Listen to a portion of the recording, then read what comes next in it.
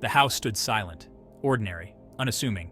It was the kind of place you'd walk past without a second glance, a typical suburban home nestled in the heart of Enfield. But as the sun dipped below the horizon, the house seemed to transform.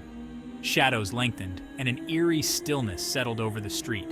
The air grew thick with an unspoken tension, as if the house itself was holding its breath, waiting. No one suspected the darkness inside. The walls, which had once echoed with laughter and life, now seemed to whisper secrets. The corridors, once filled with the warmth of family, now felt cold and unwelcoming. It was as if the house had a life of its own, a hidden, malevolent presence lurking just out of sight. 284 Green Street, Enfield, England, a seemingly ordinary address in a quiet neighborhood. But this house was different. It had a history, a past that was about to resurface in the most terrifying way. This unassuming home would soon become a battleground, a place where the living and the dead would clash, where the boundaries between reality and the supernatural would blur. It was here that the Hodson family would face their darkest fears, a place where the veil between our world and something else thinned. The air seemed to hum with an otherworldly energy, a sense of foreboding that was impossible to ignore. It was as if the house was a portal, a gateway to another realm. It began in the summer of 1977. The Hodson family, unaware of the house's dark history, moved in with hopes of a fresh start. The neighborhood seemed perfect, the house charming. But soon they would realize that something was terribly wrong. The Hodson family, recently moved in, felt it first. A coldness, unexplained noises. At first it was subtle, a draft that seemed to come from nowhere, a creak in the floorboards. But as days turned into weeks, the disturbances grew more frequent, more intense, a creeping dread that sunk into their bones. The children, Janet and Margaret, were the first to sense it. They spoke of strange occurrences, of toys moving on their own, of whispers in the night. Their mother, Peggy, tried to reassure them, but she too felt the unease. They tried to ignore it, tried to go about their daily lives as if nothing was wrong, but the house had other plans. The disturbances became impossible to ignore. Objects would fly across the room, doors would slam shut on their own. The family was living in a nightmare, tried to tell themselves it was the house settling. They were wrong. The house was alive with a dark energy, a malevolent force that seemed to feed on their fear. The Hodgsons were trapped in a house of shadows, and their ordeal was only just beginning. One hot August night, the nightmare began. Peggy Hodgson, a single mother, was awoken by her children's terrified screams. Something was in the house, moving furniture, banging on the walls. Peggy ran to her children's room. Her heart pounded. The temperature plummeted.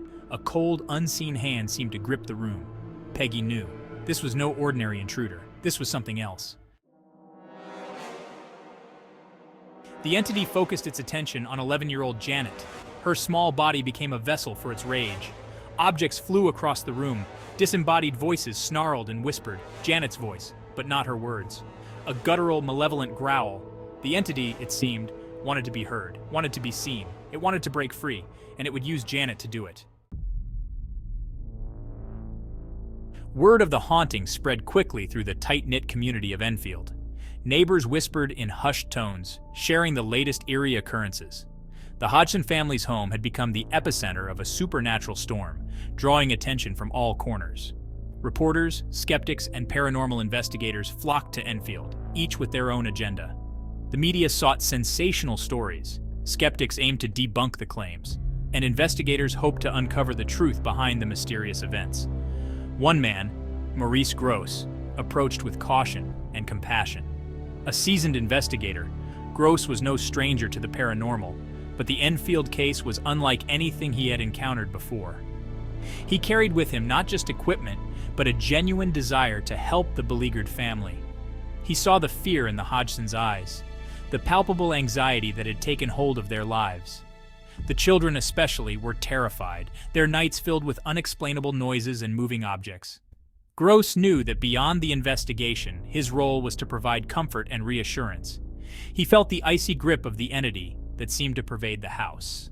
The temperature would drop suddenly, and an unnatural chill would fill the rooms, as if the very air was being manipulated by an unseen force. These were not just stories. They were experiences that Grosse himself felt deeply. He knew he had to help. With a determined heart, Gross set up his equipment, ready to capture any evidence of the paranormal. But more importantly, he took the time to listen to the family, to understand their fears, and to offer a shoulder to lean on during this harrowing time. Gross, along with fellow investigator Guy Lyon Playfair, documented everything meticulously. They set up cameras, audio recorders, and other devices throughout the house, hoping to catch a glimpse of the phenomena that had turned the Hodgsons' lives upside down. Tape recordings captured the disembodied growls, the chilling threats that seemed to come from nowhere. These were not just random noises, they were clear, deliberate, and deeply unsettling.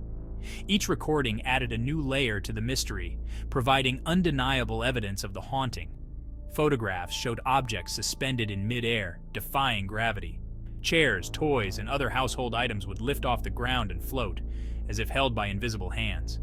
The evidence was undeniable, challenging even the most skeptical minds. Something was terribly wrong in Enfield. The once quiet suburban street had become a focal point of fear and fascination. The Hodson family's ordeal was far from over, but with Morris Gross by their side, they had a beacon of hope in the darkness. His dedication and empathy would become the cornerstone of the investigation, shedding light on the unknown and offering solace to those in need. The Enfield Poltergeist. The name echoed in newspapers and on television screens around the world. People were captivated and horrified. Could this be real? Could an unseen entity truly terrorize a family? A community? The world watched as the Hodgson family lived a nightmare. Janet, the epicenter of the haunting, suffered the most. She levitated in her sleep, her screams echoing into the night. The entity spoke through her, taunting investigators, threatening to unleash its rage.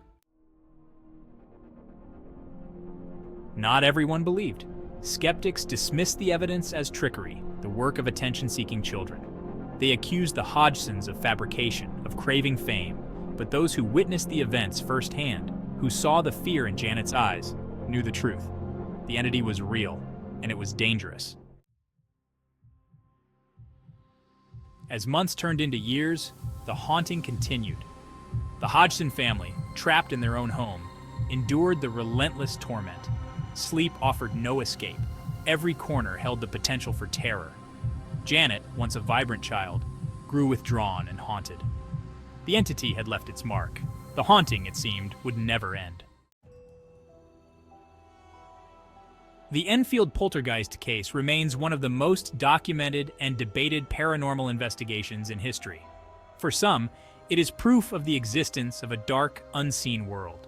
For others, it is a cautionary tale of the power of suggestion and the human capacity for deceit. But one thing is certain, the events that unfolded within the walls of 284 Green Street left an indelible mark on all who crossed its threshold. Today, the house on Green Street still stands. Its weathered facade and overgrown garden tell a story of neglect and mystery. The house has become a local legend, a place where the past and present seem to intertwine. The once vibrant home is now a shadow of its former self, a relic of a bygone era, a silent sentinel guarding its dark secrets. As night falls, the house takes on an even more sinister appearance.